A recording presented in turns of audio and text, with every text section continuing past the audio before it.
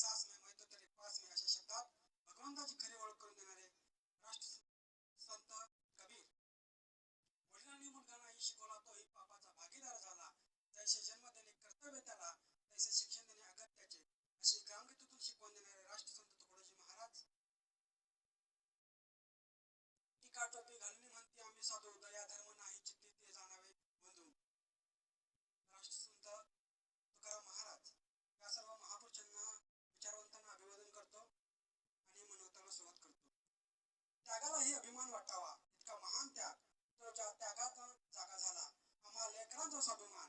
अशा जागतिक कीर्तीच्या सर्वोत्तम महिला राज्यकर्त्या, राजमाता, राष्ट्रमाता, विश्वमाता पुण्यश्लोक अहिल्याबाई होळकर, अखंड भारतभूमीचा मानबिंदू असणाऱ्या त्या सर्व महापुरुषांना मी नामदेव मोरे प्रथमतः मानाचा मुजरा करतो.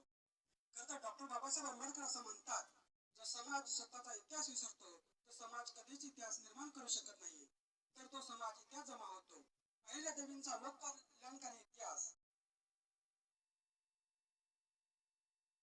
इतिहास जमा करण्याचं पाप याच देशाच्या मातीत घडत आलं.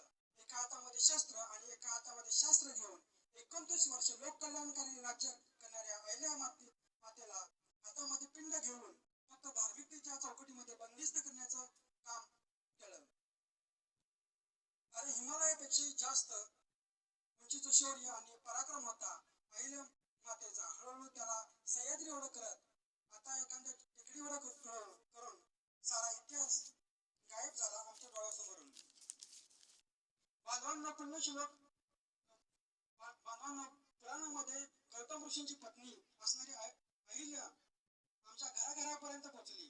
पण याच देशाच्या मातीत 29 वर्ष एक स्त्री असताना सुद्धा आदर्श राज्यकारभार करणारी पुण्यश्लोक अहिल्या मात्र अजूनही आम्हाला समजलेली दिसत नाही.